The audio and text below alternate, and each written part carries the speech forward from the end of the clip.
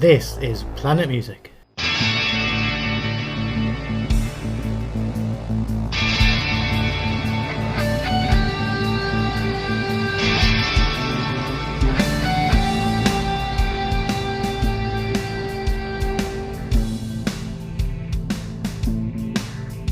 Welcome to Planet Music from the makers of Planet Marzipan. In a streaming world, we're proud to be a podcast that celebrates the art of the album. Hello, welcome to Planet Music. It's nearly Christmas, so it's actually Christmas Day. Is it? Oh, okay. We're recording this in advance. You know, let's just sneak behind the curtain there, folks. But I've had an idea for a couple of episodes that that we do a secret Santa. So the idea is each of us draws a name out of the hat and buys something for one of the other guys on the pod. All the packages have arrived, but none of them have been opened so far. So you're going to see the reveals now or at the beginning of the next episode. 2 of the reveals will be in this episode, followed by 2 reviews of those, whatever's in the packages. And then next week, you've got the other 2 reveals and the other 2 reviews. So, welcome to Faye Gouston. Hello. Graham Tennick. Hello. And Mikey Kay. Merry Christmas. Merry Christmas. We've drawn straws, and I think Gray is going to do the first reveal. So, Gray, over to you. Let's see what secret Santa has bought you. You're supposed to. I think it might be a CD. Thea. Yeah. It's not a box of Lego. It's not a box. Well, it's about the same size as a box of roses nowadays, isn't it? Oh. Oh! It's got to be Craig. What you got? Thea Gilmore. Thea Gilmore. LieJacker. LieJacker. I've not heard this. Okay. It's an absolute corker of an album. And the reason I picked that one for you, and I think I didn't want to do a big in-depth one because that's the one that has the Lua Road on with Joan Baez. And it's the song that every single time I hear it, I cry no matter what. It just gets us straight in the feels. But it's got a good range of different types of songs and things on it. Even what she calls a prog epic. That's a win for me then. Cool. Well, you've got 2 packages, so I have. One will own the other, but you've got to review everything. Oh well, not straight away. I think we'll do one of these down the line, because what happened is I actually ordered. There was a special deal on, and I'll let you open them first, and then you see what's. It's a chunky one. This one. Chunky wonky. I just thought I was special getting 2 presents. You see. You are. You've technically got 4. Whoa! What the hell? Yeah. David Ford. Isn't that one of the ones that we were talking about? Yes. Yeah. Oh. Basically, on his website, he had a promotion on the CDs, and essentially, you said you get 3 CDs for what would be the price of 1. So awesome. his first album, his 3rd album, and his 4th solo album. So you got I Sincerely Apologize, Let the Hard Times Roll, and Charge. They are all absolutely fantastic albums, and Let the Hard Times Roll is one that I want to do a proper deep delve down into sometime in the new year, because it's one of my favourite albums of all time. Well, it's good. I actually don't know any of them, so it's going to be a sort of an initial reaction review when I do it as well. So cool.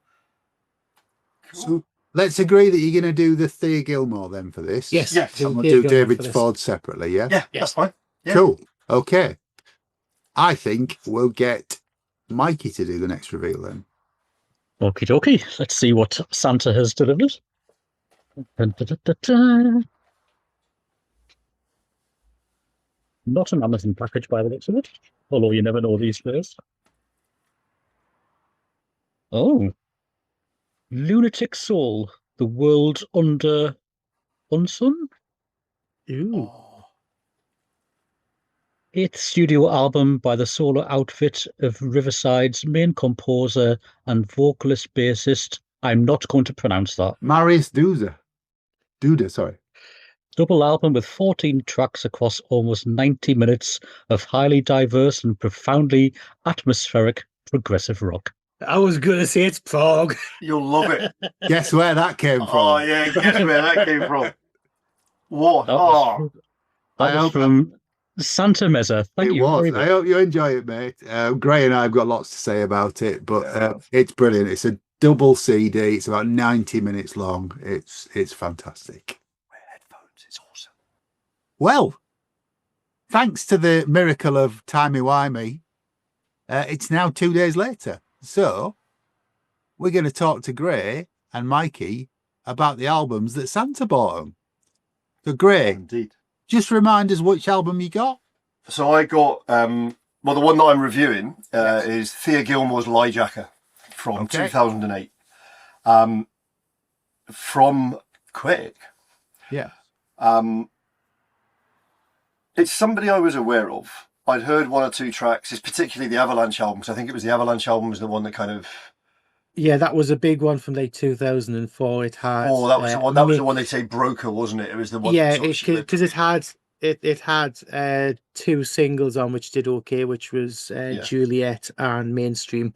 That's right. I remember the Juliet one. Yeah. So I was aware of her, and so full disclosure, although I'm into my prog and my rock and all that kind of stuff, I've got a huge leaning towards folk and Americana. I love playing the acoustic guitar. I'm into traditional folk. I play the bagpipes. I play the mandolin.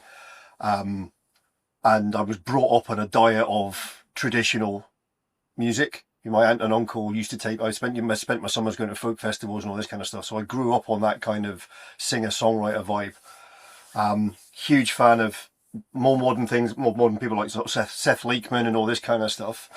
And if anybody knows him, there's a guy called Richard Shindell that I was introduced to a few years ago, who's a singer-songwriter who is absolutely stunning. And it's that kind of... It's a crossover between folk and Americana. And I think this album does that in places really, really well. But it also... What I love about this... Singer-songwriter stuff, it can be hit or miss. Because sometimes they try to be really clever. And they try to be really, really inventive. I think for me, with a singer-songwriter, it's all about the voice. You either get the voice or you don't get the voice. Because I think that's a really good point. Which takes us, so if we think of, who was it we did, where I said her songs are great, but they need to be sung by somebody else. Yeah. So her voice for me, Craig's other wife. Yeah. Whereas I put this on, Old Soul started. It's simple. And yet so powerful. The voice is just brilliant. It just draws you in. It's got that emotion. You feel everything in it. Absolutely brilliant. And that one there, I think that's really good because that's got this duet with the guy. Is it the guy from the Zootons? Zootons, yeah. Yeah. And he doesn't sing like he normally does with the Zootons. There's an element, that soulful sort of emotion-racked stuff that he does on that duet as well. So right from the off with this, I was like, yeah, okay, I'm hooked. This is for me. So that was the first duet on the album. This is the first album she ever did duets, isn't it? She'd never done them before. This was the first one she'd done it. I've done a little bit of reading. Yeah. There's another one we'll come to. But the next song, Black Letter goes in a completely different direction. It's almost like that Katie Tunstall style acoustic based. Yeah, it's got quite a Katie Tunstall vibe to it, hasn't it? Yeah. But it's folky. It sticks to that folky vibe. It's absolutely... It's kind of entrancing. You know, the way the groove runs and what have you. So the whole album for me is just really floated my boat. I sit in my little office and I have music on all day, right? For the last 2 days, I've got up in the morning, I've put this on and I've used it's called Apple Infinite now, isn't it? Not Apple Genius, Apple Infinite, where it just carries on playing stuff. And I've basically had folk-based singer-songwriter music on for the last 48 hours. And what was really interesting... Oh, you were looking depressed. What's really interesting for me is the first time I played this through. So I mentioned Richard Shindell, and he's got some amazing albums. He's a really, really powerful writer. But again, he has that plaintive voice, that voice that draws you in. The first song that came on after this album finished was a Richard Shindell song. And then you had Seth Lakeman, and you had Kate Roosby, and I love Kate Roosby and all that kind of stuff. So the music it's playing is stuff I've played before. It's stuff that I've got in my library. So it obviously recognised that this is what I love. Dance in New York, which is what, 6.5 minutes long, 7 minutes long. She calls it a prog epic. It's stunning. It is, isn't it? It is absolutely, but it's simple. Oh, I mean, it's an epic song. It's epic in length, epic in scope. But it's the way she uses strings and the plucked strings. It's not pizzicato, it's plucked strings and all the bits and bobs and the fiddle bit in the background. And the whole album is that things are done tastefully. You never think that anything is out of place. I mean, there's one or two songs I think are perhaps throwaway songs. Yeah. I'm not too keen on Rosie or When I Get Back to Shore, but that's because they're almost too simplistic. But when you look at things like Roll On to me was a bit like Tanita Tikaram. Her voice is in the lower register in that one, and she's got that kind of, or Joan Osborne even, maybe somewhere between those two. I know very different, but there's a groove to it. You've got Icarus Wind with the piano, and it's I love Icarus. I love Icarus Wind. It's a gorgeous song. Icarus. So I have written GAWJUS, gorgeous. But it's also this Icarus Wind and Slow Journey. They use effects, but they use effects to enhance the song. They don't use them for effects or to be flashy. If you think of Icarus Wind, the reverb on the voice and the way it gives you this space. It's like being, afloat and all that kind of stuff. So it ties it in. Slow Journey, the way the effects are done on the voice and the guitar, it gives you that kind of slightly off kilter feeling. So you feel the trouble that's going on. And then it finishes with the Lower Road with the duet with Joan Baez, which is just brilliant. And I think she'd been on tour with Joan Baez the year before or 2 years before, hadn't she? Yeah, I mean, I've seen her do it on her own.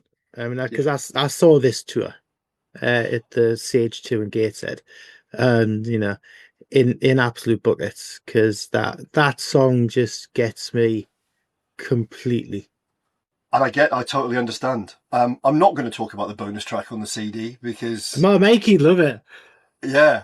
I mean, all right. She does a cover of "You Spin Me Right Round," and it's really weird because it's actually very true to the original without being disco or electronic. It's like it's bizarre.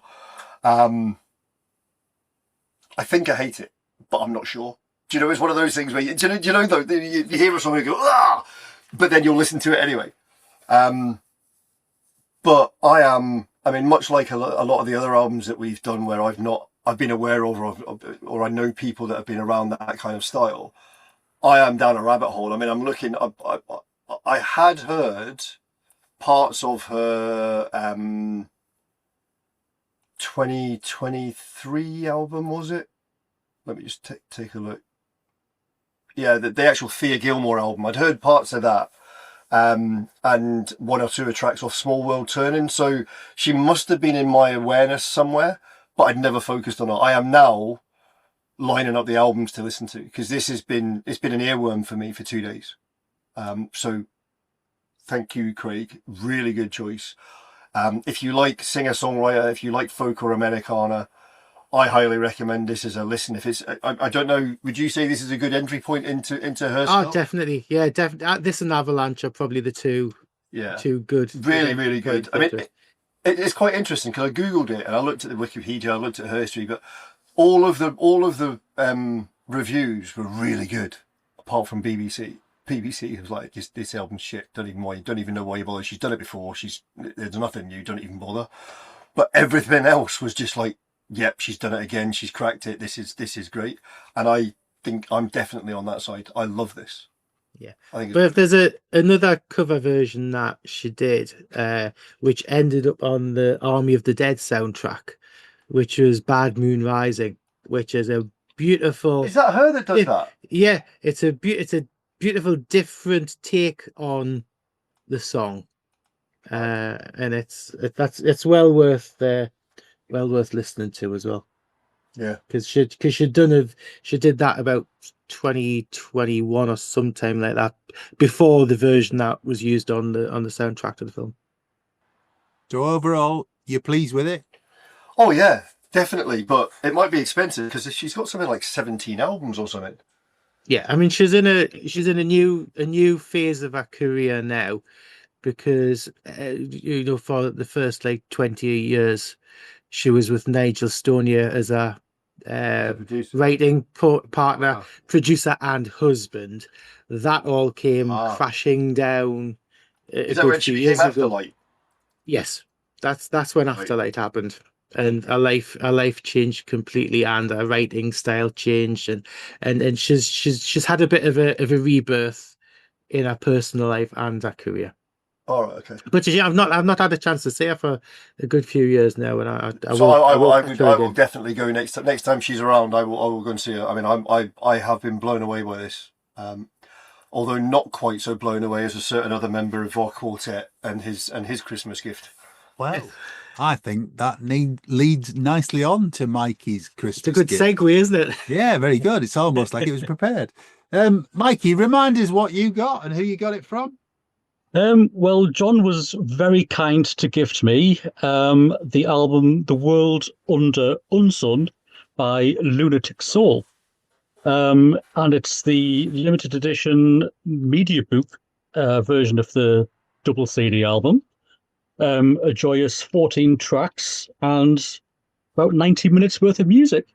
So as I do with anything I buy, I look into the artwork first of all, and I thought, oh, John, what have you done? There's some guy dressed up like some sort of pseudo modern day Jedi. Strange images in it, yeah. And the front cover reminds me of something like Tangerine Dream or Jean-Michel Jarre. So I didn't know what to expect. And I certainly didn't know anything about the guy. What's his name? I'm not going to pronounce it. Yeah, you are. Come on. It's easy. It's easy. Is it? Yeah. Yeah. Marius. Marius. Was it Marius Duda. Yeah. Marius Duda. Yeah. And he's a very clever duder, isn't he? He is a clever dude. So this is my first foray into Polish prog. I would say I like my prog to be accessible, and I think this has it in spades for me. I don't think this sits firmly in prog at all. I think it's got elements of dance, electronica, so ambient, folk at times. Yeah. Well, that's it, and I think that's why it was probably a perfect choice from you for me. My parallels that I drew with it were Stephen Wilson, Peter Gabriel, Mike Oldfield, with a smattering of Tangerine Dream. That's quite interesting. The electronic work throughout it isn't too imposing. Doesn't take away from the music. But I'll do a quick flash run through of the tracks because there's 14 of them. Love the opening track, which is the title track of the album. Moody, atmospheric, sets the scene straight away. It's deceptively simple, isn't it? But then it just it is. It's not. What I like about it, I think what the thing that I liked about the album as well is the movements and songs aren't long, and funnily enough, two of the longest tracks on the album happen to be my favourites. Yeah. So, what I expected to like from it is the complete opposite of what I did like. But this one, the bass work it was absolutely sublime. Well, he is a bass player. He's the bass player in Riverside. He is phenomenal. Yeah. And like each of these tracks was like a hinging moment for me, and it was the outro on this one because it's just got absolutely gorgeous piano like you don't expect after all the atmospherics at the start. A lot of the tracks have got that prog shift about them. Yeah, but it's not It's not. I would say it's diverse, but it doesn't go off on a tangent. You've got no major stop starts. Everything. No, he kind of gets goes beautifully. a mood or a feel, and he kind of develops that, doesn't he? He doesn't. That's right. That's right. Yeah. There's no Marillion like bolted on sections. So I think for me, where we were talking, you said about I don't think it fits into prog as such. I think for me, this is an example of the difference between music that is progressive and prog rock. Do you know what I mean? Yeah. So prog rock for me, it still has that sort of Genesis, Marillion, the kind of. Well, it's kind of a broad spectrum now, isn't it? It is now, bands like Pineapple Thief are not like Genesis or Yes. Yeah. They're under and I think umbrella. They are, and I think it's why you get people that say, "Oh, we're not prog," but their music is definitely progressive, and I think this falls under that progressive banner rather than what a lot of traditionalists would call prog rock. But I think that's because of his day job, isn't it? He's in Rivers. Yeah. Sorry, Mikey, we interrupted you. It's quite all right. It's quite all right. Second track, Loop of Fire. Sorry, Loop of Fate. I can't read my own bloody writing. It's a game of two halves. You've got a dark and rhythmic, almost like a mantra section to the start of it. The second half is purely instrumental, and it is absolutely awesome. And the thing I like about it is after quite a moody and atmospheric first track, you don't expect something like heavy and rhythmic. I just love the way that it changes from track to track. It shifts, doesn't it, a lot, yeah. Yet the whole thing gels. It's really brilliant. Third track, Good Memories Don't Die. This one was acoustic guitar and spades, absolutely wonderful. It's got a lighter tone probably than from most of the album, and it's actually got some amazing lyrics in it as well. I guess some part of my dream still goes on while I'm awake was the line that hit me. I thought that was really good. The next track, Monsters, is actually one of my favorites on the album. It's one of the short ones, but it is one of my favorites.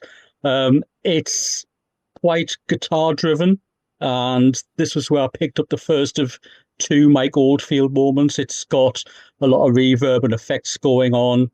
But can you remember Sunjammer from Jupiter Bells 2? The yeah, it reminded me of that. I thought it was brilliant. My only complaint about this one was it should have been longer.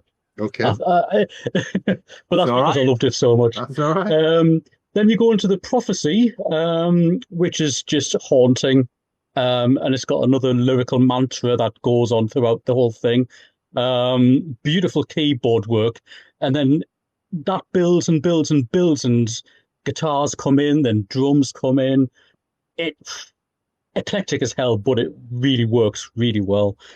Then we go on to Mind Obscured, Heart Eclipsed. Again, the bass work on this is absolutely awesome. Yeah.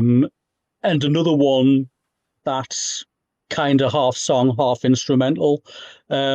Massive Oldfield vibes again with this, and that's purely because of the guitar work, but atmospheric as hell. Really like that one. And it's 11 minutes long as well, isn't it? It's a long track, yeah. Still not my two favourites happen to be on CD 2, though. Okay. So CD 1 ends with Torn in Two, which I've just put down as a gorgeous piano ballad. It is a lovely ending, the first CD. Starting disc 2, we've got Hands Made of Lead, which is more like a short poem set to music. There's not a lot of song to it, but it's beautiful. It's ethereal at the start, and then it goes off into this, what I would call a prog rocker. And it's got amazing saxophone work. And I knew there was going to be saxophone on this album because I saw it in the liner notes. And I thought, oh, here we go, saxophone. But it is brilliant. It really lends itself, and it works so well with the guitars. Loved it. Really loved it. The second track is Ardor, which I've put down as frantic, almost flamenco guitar work. Kind of reminded me of the Queen innuendo vibe.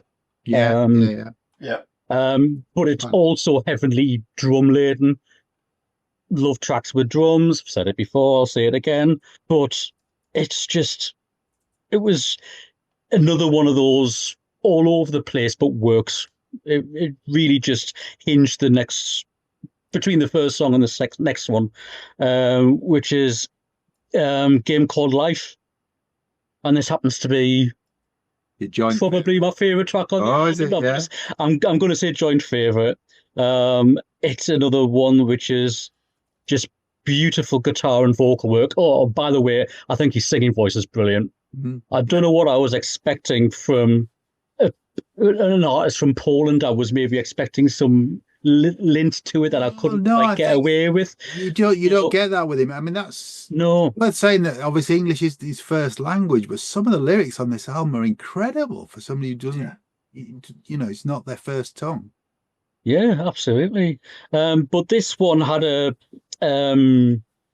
kind of 80s vibe to it, I thought. Big drums. There was actually wrote down, it's got a Simple Minds feel to it. Okay. Sort of like New Gold Dream era. It's funky and it's got a weird time signature to it as well. Absolutely loved it. And there's a line on it, which is, I'm done with playing this game called life. Loved it. Absolutely loved it. Then we move to Confession, which starts with a gentle guitar.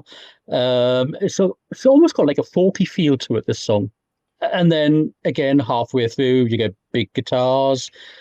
Keyboards are wonderful. And I actually think this is the closest to prog on the album.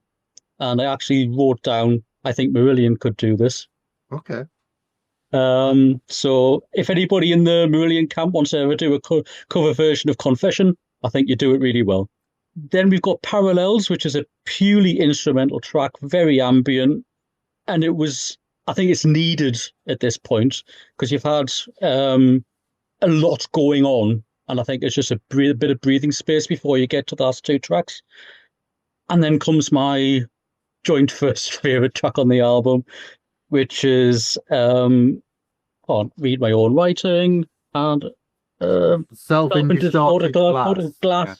My God, it's industrial, it's new age, it's dark, it's heavy, it's foreboding drum work. It is absolutely top-notch stuff. It is epic, and I absolutely love it. It's almost got like a Middle Eastern feel to it as well. Yeah. And it's got the best outro of any of the tracks on the album.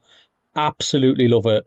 And then the last track on the double album is The New End. And it's just beautiful. It's ethereal. It is what I would call a perfect album closer. It just signs it off beautifully. And it's another one that I've written lyrics down for because I thought it was absolutely just poetic. It says, how to stop living with guilt. No matter what you do, it will hurt. How to stop fearing that scars will remain on your broken heart. Not song words, but poetry words, and it just lent itself to this. Like I say, I don't know what I was expecting after picking the CD up, and I thought either John's going to throw me into a Spock's beard black hole, or he was going to be very, very kind to me, and you were very, very kind to me, and you've I'm really, so glad. I'm so yet glad that you again, enjoy it. yet again, opened my eyes and ears to something that has passed me by, and I think it's absolutely wonderful. Well, I was just about to say, I think you should listen to the latest Riverside album, ID Entity. Different again, but I think you get a lot out of it. It starts off, the first track on ID Entity sounds like Aha. Yeah.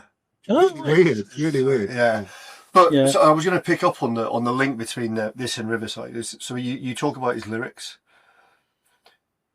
the wordplay on the Riverside albums is really, really clever. Even the names of the albums. Yeah. So you've got Anno Domini, high definition, ADHD. You've got rapid eye movement, REM. You've got all the is it songs?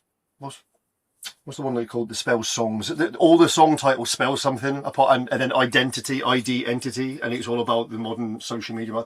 Really, really clever. Songs of New Generation slaves. Yeah. But this album in particular, for me, I don't know how you felt about it, but I almost fell into a trance-like state listening to the album. It just drags you in, and there's this kind of motion to it that you just lose yourself when you're listening to the album. Everything else just disappears. I try and listen to it in its entirety. I think it's a really nice hour and a half. It's it doesn't overstay its welcome. The thing that I liked about it is that it doesn't feel like you've listened to 90 minutes of music. No, You know, because again, my heart sank when I realised it was a double album, and I thought, "Oh, John, man, how way!" I didn't send you War of the Worlds, did I? So. Yeah, but trying to do a double album in 48 hours to review, you know. Yeah, but it's two 45-minute albums. It's like it's proper. It's a short album, double album. It's not like somebody's put two 80-minute CDs together. Yeah, but there isn't a track on this double album which I think's duff.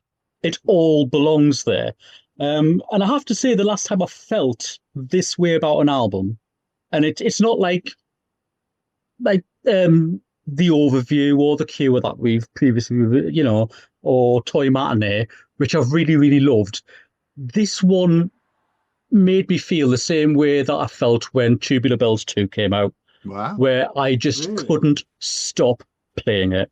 I fell down a complete rabbit hole with that album, and Craig actually bought that first, and I stole it off him until I got my own copy to give him my CD back, because I was just so down a rabbit hole with it. I just could not stop playing it. I thought it was the best thing that I'd heard, and I gave it a quick listen on my headphones yesterday. And I have played this album 3 times today. Wow. And that wasn't just because I needed to review it. I could have very easily written all my notes down on the first listen. It is right up my street because it straddles everything I love about. I mean, I just like good music. I have to say, I never pigeonhole myself into I like pop, I like rock, I like prog. I never do that. I just like good music. And it's almost as if we regularly talk to each other about music. Almost. There is one other thing you've done today, Mikey, isn't there, around this album? Sorry? There is one other thing around this album that you've done today? Is there? Oh, yes, I might have purchased for the first ever time from Poland a vinyl album. So I loved it so much, I thought I just need to get it on vinyl, and I know there's a black vinyl edition which is floating around Europe, but I saw this beautiful smoky version on Discogs, and I thought, you know what, it's Christmas, I'm going to treat myself. So it's already been shipped. From what I saw, it wasn't a bad price at all. To be fair, for the price I paid, it's for a double vinyl album. You really, really can't get vexed at. You would pay nothing more than what you would pay in the UK right now. Very happy with that. And I can heartily recommend it, no matter what musical genre you like. I think there's something in this for everyone. It's definitely in my albums of the year. It's in my top 3 or 4 albums of the year. It's probably in my top 3, but it's a phenomenal record, and I'm really glad that you got something out of it. I probably couldn't have sent it to Craig. But maybe I could. I wouldn't have had time this week. Not this week, no. But I'm so pleased that you like it. No, thank you, Santa John. That's all right, mate. That's all right. Well, that's what these 2 guys got from Secret Santa. We're going to keep you waiting to find out what Craig and I got from Secret Santa. Yes, So- 'cause we're going to do that on New Year's Day. So instead of 2 weeks apart, our episodes these ones are just a week apart. So enjoy your Christmas pud for the rest of the day. As if you're listening on Christmas Day when it comes out. But yeah, Why would you be listening to this on Christmas Day? you'd be surprised. Well, I listened to you last year. Okay, well, if It's you to are listening skip to the us on family. Christmas Day, Merry Christmas. Go and speak to the family. We will see you in a week's time. All that remains to be said is thank you to Michael K. Thank you very much, and Merry Christmas, everyone. Thank you, Mikey. Thank you to Graham Tannick. Thank you very much, and festive greetings to everybody. And thank you to Craig Houston. Merry Twitmas. It's good night from me. And it's ho ho ho from me. Take care. And stay alive. Woohoo. Okay.